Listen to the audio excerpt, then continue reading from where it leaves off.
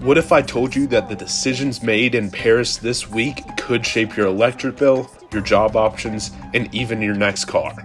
Sounds dramatic, but it's true. Hello, and welcome to Tenor. If you're interested in the biggest current events going down in our world today, hit that subscribe button. Today, we're diving into the Paris Climate Summit of 2025. What world leaders just promised, what it really means, and whether we should believe the hype or brace for the usual backpedaling. Now, what just happened? This May, nearly 200 countries returned to Paris, the symbolic home for the original 2015 climate agreement. But this time, the stakes were way higher. With global temperatures hitting record highs in 2024 and disasters from Southeast Asia to California making headlines weekly, leaders could not afford to keep delaying. The 2025 summit aimed to strengthen that 1.5 degrees Celsius target, which refers to a key climate goal set in the 2015 Paris Agreement, to limit global warming to well below 2 degrees Celsius above pre-industrial levels, and to pursue efforts to cap it at 1.5 degrees Celsius. What countries pledged? Let's talk about the promises, and trust me, there were some huge ones. The US pledged to reach 85% clean energy by 2035. This includes massive funding for solar and wind farms, plus a major push towards next-gen nuclear power.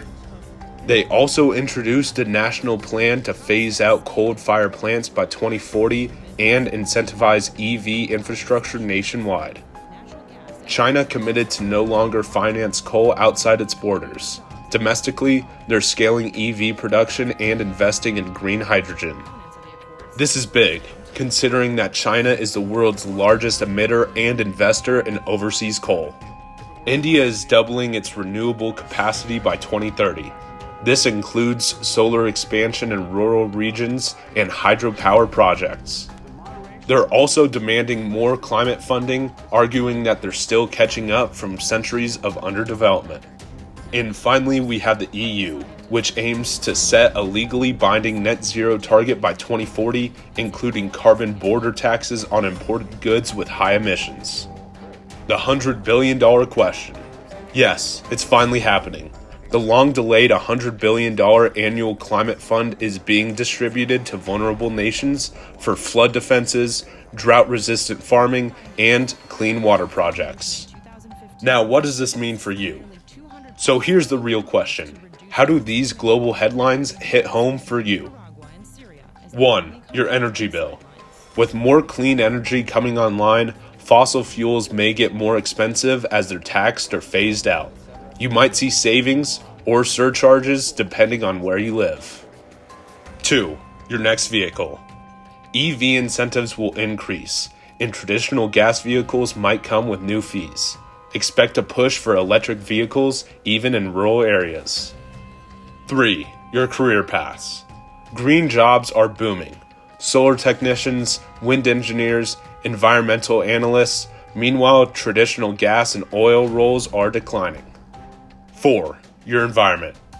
The pledges aim to reduce disasters like floods, heat waves, and wildfires, but scientists warn that this may be our last window to actually turn the tide.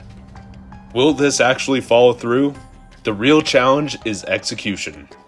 Many countries haven't even met their 2020 targets. Climate watchdogs say that this could be more of the same unless enforcement mechanisms are baked in. Environmental groups call the new promises, quote, half measures, and some developing countries still say that they're being left behind. Translation: it's progress, but it's far from perfect. Here's the bottom line. The 2025 Paris Climate Summit could be a turning point, or another empty chapter in the fight against climate change. That depends on what happens next. So what do you think? Are these new pledges enough? Are world leaders finally getting serious?